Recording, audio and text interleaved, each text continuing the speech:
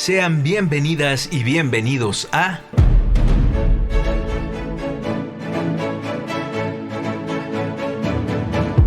Resonancias íntimas del teatro.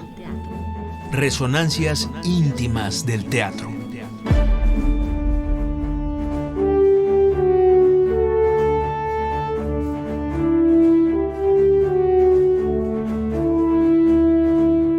Dramaturgia, Dirección, actuación, escenografía, vestuario, iluminación, música, coreografía. maquillaje.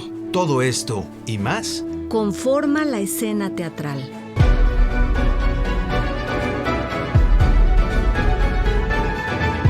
Se levanta el telón.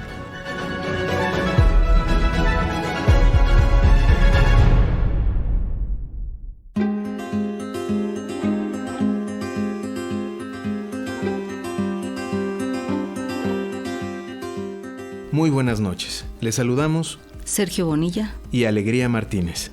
El día de hoy, nuestro invitado es Luis de Tavira, uno de los directores de escena más destacados y representativos del teatro mexicano de las últimas décadas, creador de más de 100 espectáculos que incluyen desde importantes obras clásicas y universales, dentro de un equilibrio entre tradición y vanguardia, pasando por la experimentación dramatúrgica y escénica hasta el hallazgo de una estética que parte de sólidas raíces para transformarse mediante el uso de avanzadas tecnologías en espacios que contienen y proyectan al ser humano en su entorno.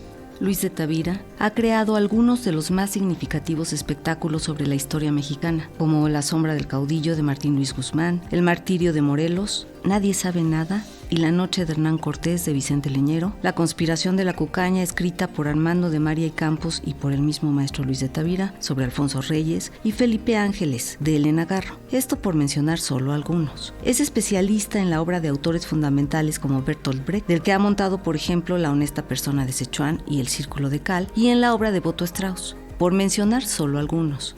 Gracias por estar esta noche con nosotros, maestro. Muchas gracias a ustedes por su hospitalidad. Sergio, Alegría. Al contrario, muchas gracias. Estamos muy contentos y muy honrados. Pedagogo, teatrólogo y autor del método de análisis tonal que ha transformado el concepto y la práctica de la interpretación escénica, Luis de Tavira ha participado desde los años 70 en la fundación de importantes instituciones como el Centro Universitario de Teatro, CUT, con Héctor Mendoza, el Núcleo de Estudios Teatrales, NET, también con Héctor Mendoza y Julio Castillo, y también fundó el Taller de Teatro Épico de la UNAM, la Casa del Teatro, el Centro de Creación Teatral en San Cayetano, el Centro Dramático de Michoacán, CEDRAM, y reestructuró la Compañía Nacional de Teatro de Limba en 2008. Luego de esta inmensa labor, en 2017 decidió retomar la actuación en la que incursionó en su época de estudiante, antes de dedicarse a la dirección de escena. ¿Qué te impulsó a volver a actuar después de tantos años de ser director y funcionario también y maestro? La verdad, con toda honestidad, a mí no se me ocurrió ni de lejos el atrevimiento de hacerlo.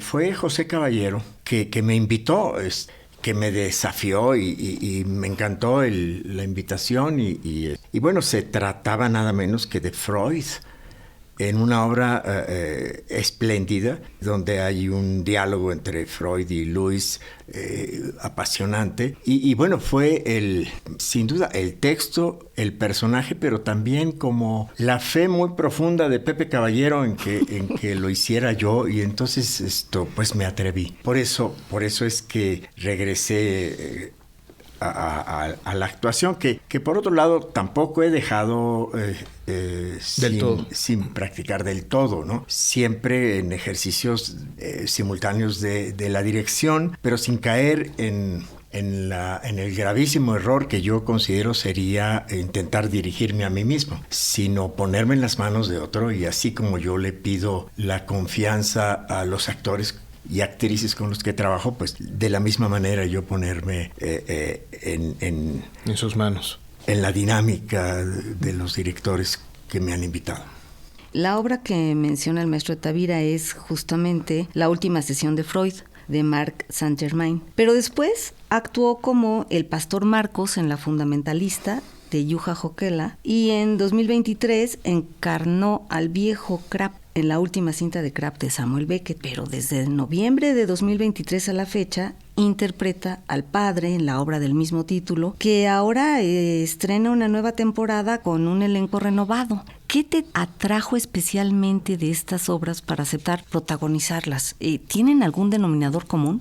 Bueno, como no sea la edad, son abismos de mundos, de ficciones y de propuestas de personajes, con los que encuentro siempre una provocación, una atracción de búsqueda para retomar esa experiencia insólita tan poco comprendida por la estética y por la teatrología que es el arte de la actuación. Y lo que también tienen en común es que no se me ocurrió a mí, sino que me invitan y con insistencia a estos retos, a estas ficciones en las que empiezo a trabajar con mayor frecuencia como actor y que sin duda van construyendo pues una nueva visión de la experiencia del teatro, esta vez en su relación con los espectadores. Yo siempre pensé desde el principio que ningún director podría pretender la dirección de actores,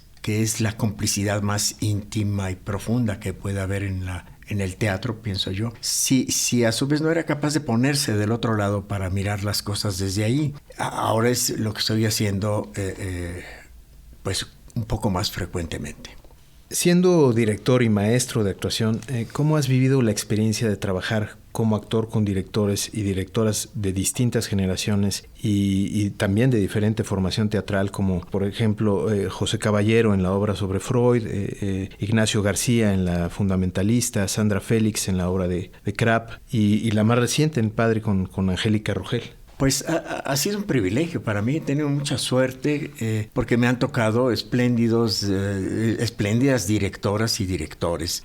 Fundamentalmente en esta ocupación importante de la dirección del teatro que llamamos dirección de actores, porque no todo director o creador de espectáculos es necesariamente un buen director de actores o de actrices. Yo he tenido mucha suerte porque me han tocado desde perspectivas y estéticas muy diferentes y de generaciones también muy diferentes. Eso sí, directoras y directores de actores, con los que te funda una condición sine qua non del trabajo del teatro, que es un trabajo de creación común, que es la confianza. Es en la confianza y desde la confianza donde se puede ir lejos en esa conspiración director-actor.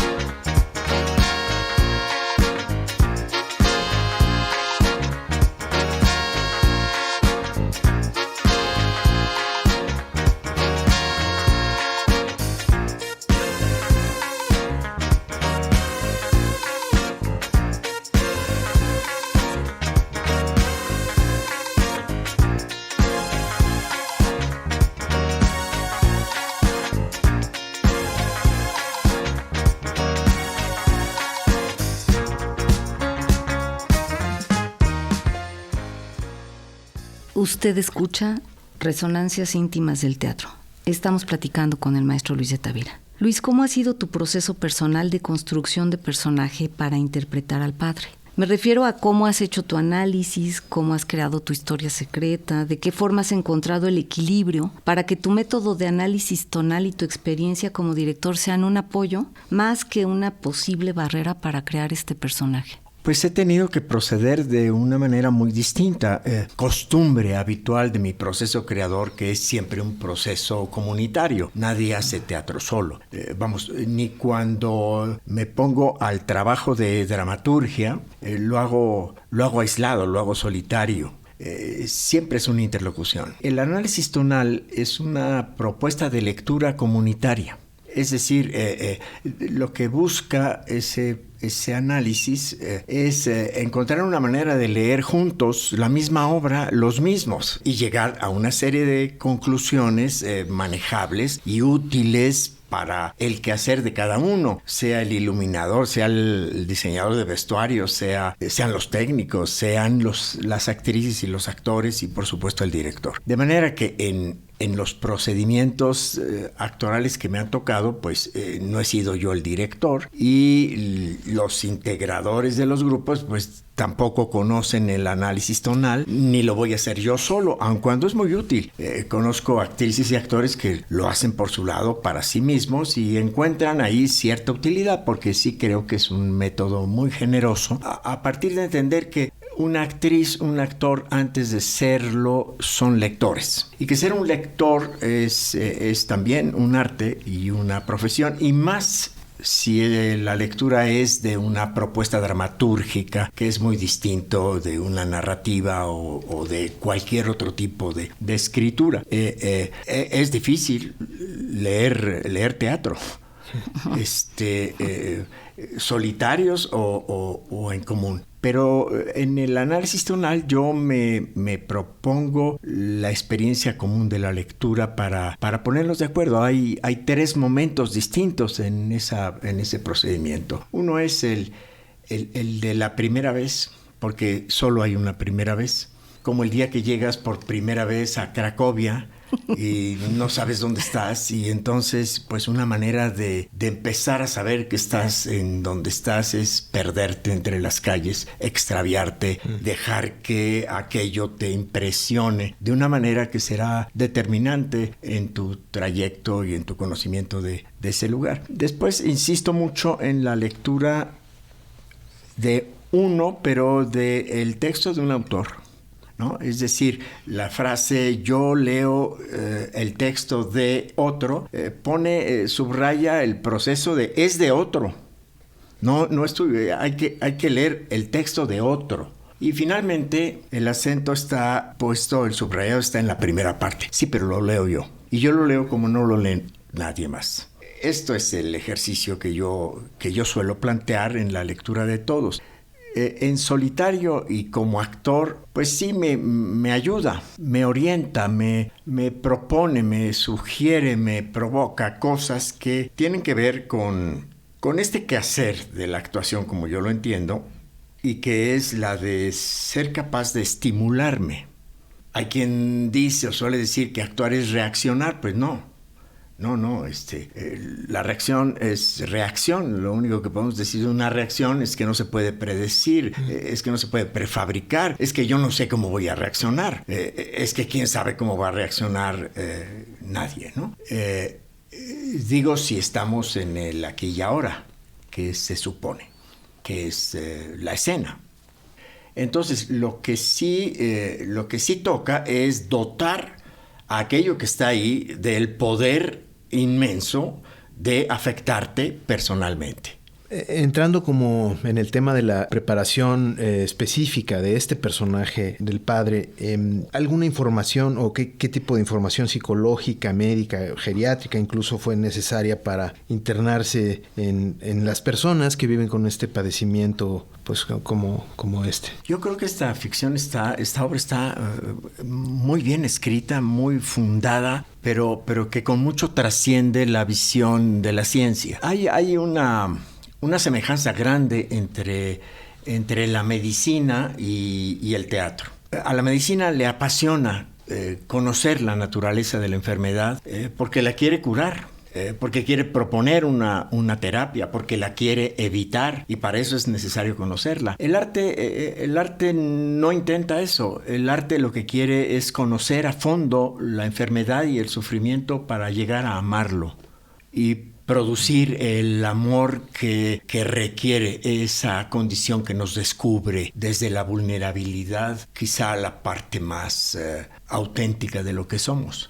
Esta fue una experiencia común muy fuerte que vivimos todos en la pandemia. Y cuando digo todos, digo todos.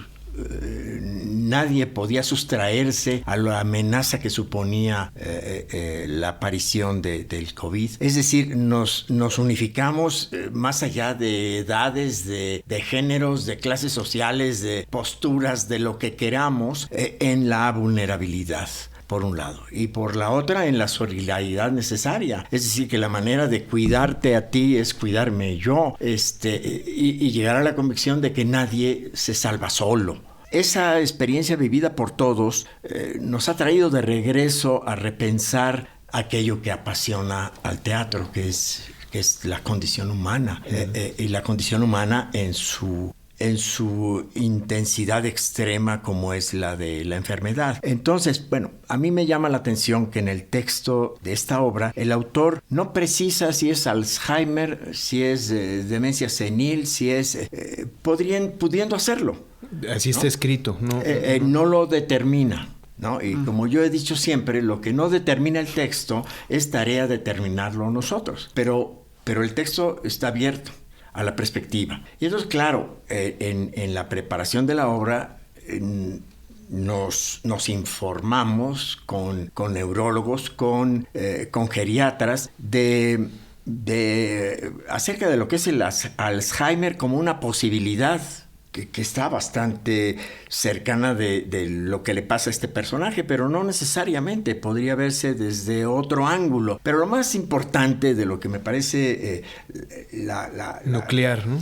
Sí, es el respeto del autor ante los que van a hacer la obra, y concretamente ante los actores, de no decirle es esto. Es decir, tienes entonces que seguir el cuadro sintomatológico, el síndrome del Alzheimer. El personaje no sabe qué tiene. El personaje está en un proceso de negación radical de lo que le pasa, como nos pasa a todos de muchas maneras frente a muchas cosas que son tremendamente traumáticas. Aquí no saber qué es lo que le pasa es parte de aquello en lo que consiste su padecimiento, y de estar frente a quien parece saberlo, pero es cómplice en el ocultamiento, o al contrario. Entonces esto pues es una historia de esa resistencia que implica la negación de lo que me pasa, para llegar al final, y siempre, como pasa trágicamente, demasiado tarde, a empezar en la posibilidad de aceptar lo que me pasa. Esto no es exclusivo de la demencia senil o del Alzheimer, o del nombre que le querramos dar a este laberinto del ocaso mental, del ocaso cerebral de un ser humano. Pero es al mismo tiempo una historia de amor, padre-hija, en donde pues se entra en un conflicto entrañable y dolorosísimo entre una hija que ama a su padre, pero que tiene que hacer su vida, y un padre que la rechaza precisamente porque le quiere organizar la vida, porque lo quiere cuidar, y todo este laberinto de equívocos que es el amor entre los seres humanos, y aquí tan peculiar de una hija y un padre, que también aborda la perspectiva poco conocida, que es muy importante que entendamos y que sepamos, y que es lo que los geriatras llaman el colapso del cuidador. Es decir, aquel que se dedica a atender al otro, aquel que tiene que tomar la decisión de qué va a hacer, aquel que tiene el reto de seguir haciendo su vida, pero que también se quiebra y que tiene un trabajo, y entonces todo esto se llena de complejidad, de culpa, de ignorancia, de prejuicios, de juicios, de tronar otras relaciones, de perder el trabajo o de conservarlo, pero entonces ¿qué hacemos? ¿No? Y hay mucho desconocimiento. Yo me he topado en la experiencia de hacer este trabajo, porque de pronto de pronto al final de la función hay una persona desconocida que se te acerca para decirte es que eso me pasa a mí y que sucumbe a una conmoción que Aristóteles llamaba anagnórisis y que es ese reconocimiento de lo que me pasa que muy rara vez me había pasado en otra experiencia teatral. Y estoy convencido de que hay mucho sufrimiento callado, mucha negación de la gente que padece esto, que además cada vez es más frecuente en la misma proporción en que habemos más viejos. Se trata de lo que le pasa a la gente. Es lo que yo me doy cuenta de que aquí de lo que se trata es de lo que le pasa a tanta gente en el silencio, callada e incomprendida. Y eso también nos devuelve la profunda convicción de aquello que es el poder del teatro y que es el de ofrecer la experiencia de la empatía.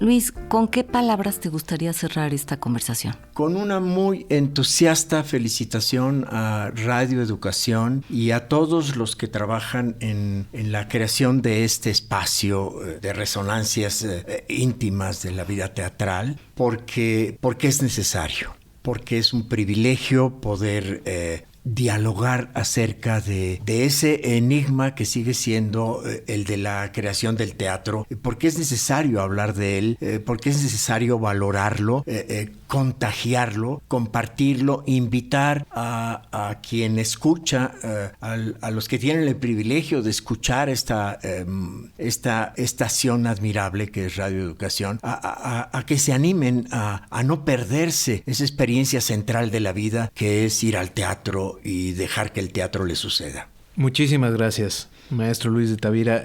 Ha sido un placer tenerlo aquí en nuestro programa. Y bueno, vamos a proceder a la recomendación, que en este caso pues coincide con El Padre.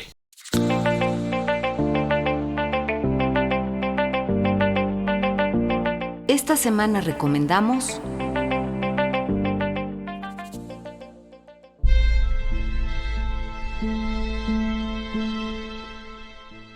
Ahora les recomendamos ver El Padre, de Florian Zeller, que por cierto el autor estuvo en México y pudo ver este montaje en español y bueno, me tocó escucharlo y decir que era uno de los mejores montajes que había visto. Y esta obra ahora en su segunda temporada, coprotagonizada por Nailea Norvind en el papel de la hija, de regreso está Pedro de Tavira, que estuvo en la primera temporada y se vuelve a integrar al elenco, así como Úrsula Pruneda, David Calderón y Alejandrina González. Tenemos también cortesías para ver El Padre, que se presenta los viernes a las 8:30 de la noche. Los sábados ofrece 2 funciones, a las 6 de la tarde y a las 8:30 de la noche. Y los domingos a las 6 de la tarde en el Teatro Fernando Soler, que se encuentra en el Centro Cultural Manolo Fábregas, ubicado en Vázquez de León, número 31, Colonia San Rafael, Alcaldía Cuauhtémoc. Tenemos 5 pases dobles para la función del viernes 5 de abril a las 8:30 de la noche. Para obtenerlas, llamen al 55 41 55 10 60. 55 41 55 10 60. O manden mensaje al número de WhatsApp 55 12 33 29 15.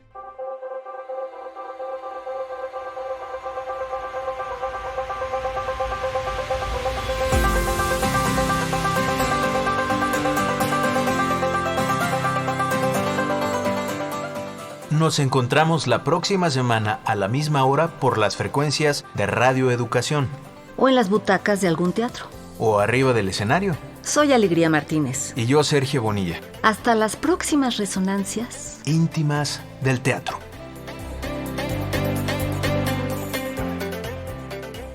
Aprovechamos también para mandar un saludo y un agradecimiento a nuestra audiencia a través de Cultura 107.9 FM, Radio Educación Mérida, Yucatán. Y a Cultura 104.3 FM, Radio Educación, en Hermosillo, Sonora.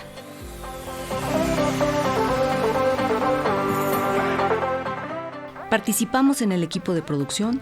Servicio Social, Gala García, Brandon Vela, Adriana Cornejo. Ingenieros, Luis Luna y Alejandro Ramírez.